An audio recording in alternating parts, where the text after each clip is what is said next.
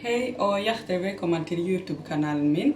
Jag heter Janine Tussave och jag är färdigutdannet kock och servitör och hälsofagarbeidare. Jag lagar lite forskjellige mat, lite afrikansk mat och lite norsk mat. Men sammen så lager jeg liksom kombinasjoner på smaken som jeg selv liker.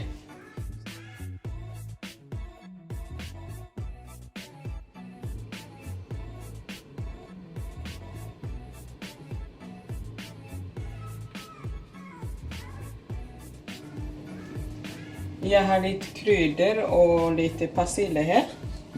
Og så har jeg gjort det klart, litt laks.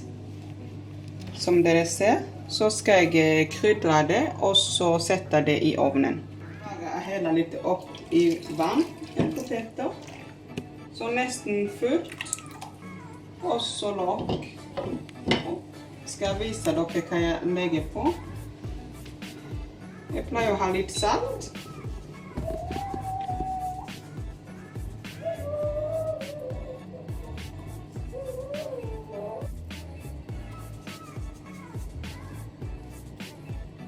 Sånt.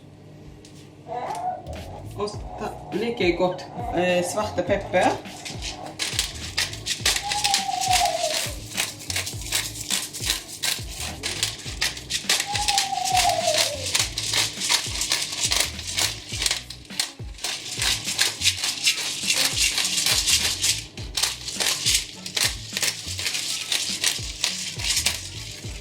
Slik. Og så liker jeg godt chili.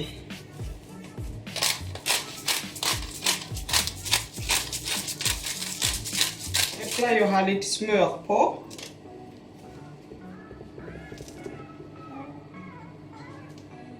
Så tar jeg den som regel inn i ovnen.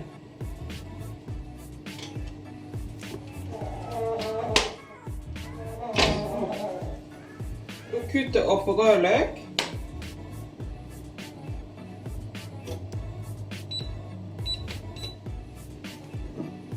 Og så har du litt eddik.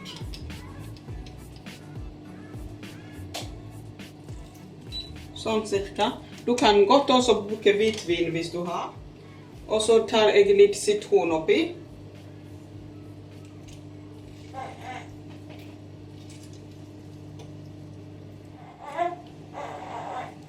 Og så tar du litt sukker oppi. Jeg bruker litt brune sukker, men du kan bruke fint sukker.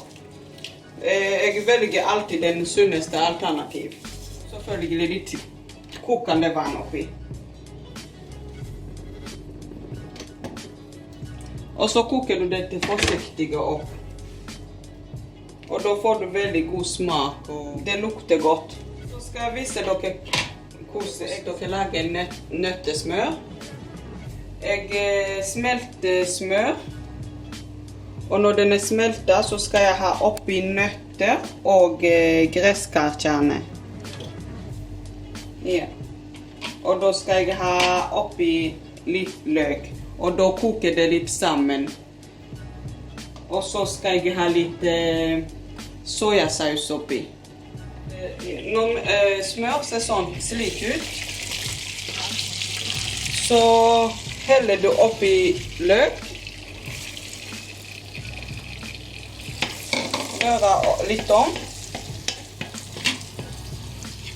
Og så heller du oppi peanøtter og gresskarkjerner. Altså, du trenger ikke å ha det oppi hvis du ikke tåler det. For det er noe som ikke tåler nøtter og sånn. Men jeg tåler det, så da gjør jeg det. Og så bare lar du småkoke det litt grann. Og rødløkekjøttene ser slik ut. Altså det skal koke litt sakte ned, og så skifter det litt til sånne fine røde farger. Og poteter ser snart klar ut. Så egentlig matlaging, det er jo ikke så vanskelig, men det er bare litt sånne små detaljer som man trenger virkelig å legge merke til for at det skal smake godt.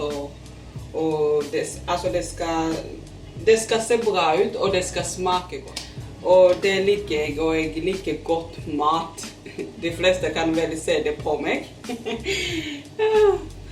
Ja, og så nå skal jeg vise dere hvordan jeg steker litt kål og gulrøtter. Så bare fortsett å se.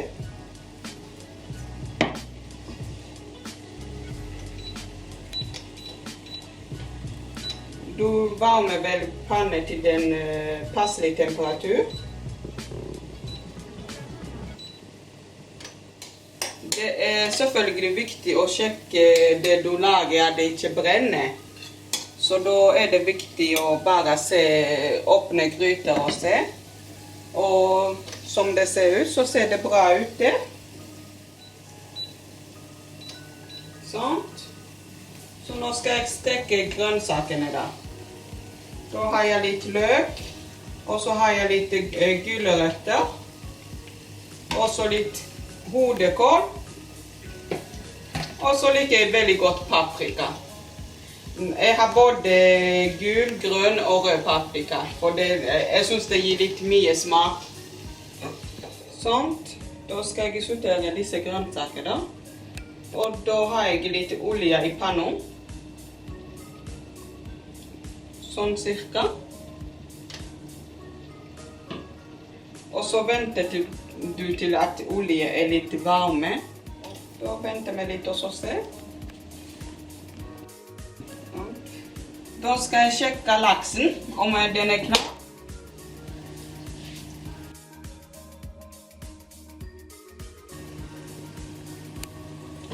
Nei. Det ser ikke klart ut, og da kan du fortsette å steke litt. Sånn. Olje er ikke varmt helt enda. Sånn. Nå skal jeg sjekke om potetene er klare. Nei, de trenger bare bitte litt til. Sånn. Da steker vi litt løk først.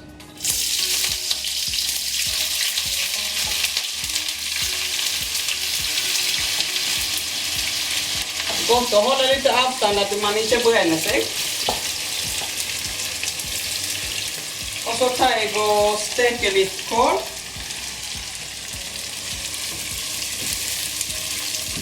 Sånn. Da kan du ha litt pepper oppi.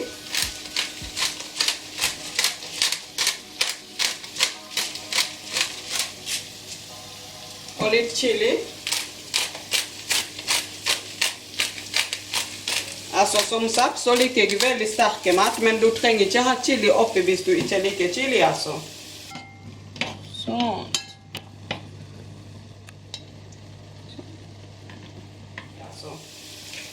Og så til slutt så tar jeg den der paprikamix.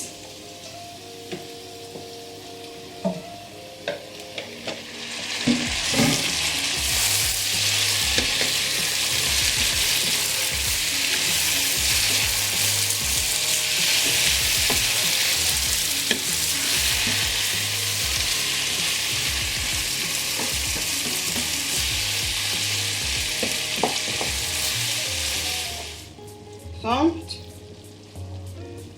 Og så, da er det viktig å ta lokken av, for da får poteter dampe seg, og da blir de tørt og fint. Sånt. Sjekke grønnsakene.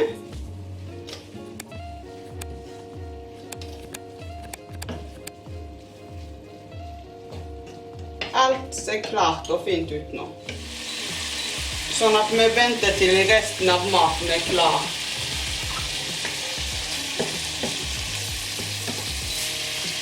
Sånn. Da har vi grønnsaker klar. Rødløkekjøttene og nøttesmør og poteter er snart klar. Og laksen er også, den ser veldig klar ut. Så da er det kanskje på tiden å vise dere hvordan man serverer mat.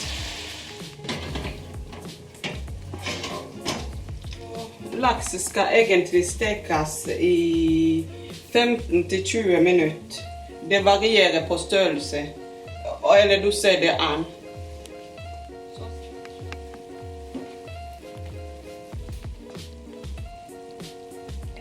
Så nå skal jeg vise dere hvordan jeg legger opp maten, for det har noe å si når det ser bra ut, og da vil du spise litt mer.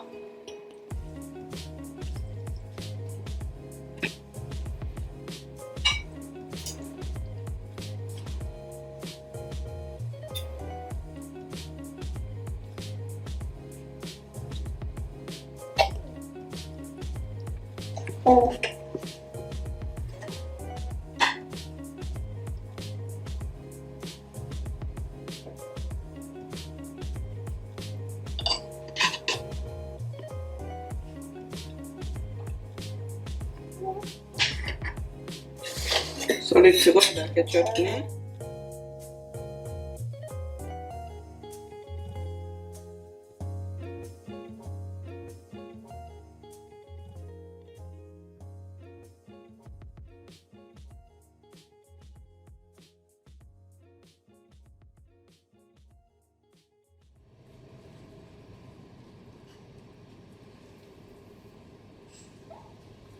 Och så lite nöttesmör.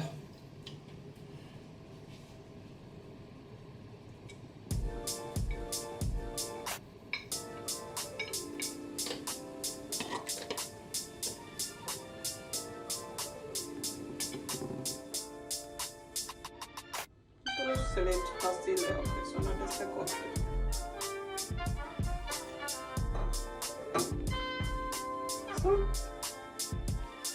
Så väl bekomme.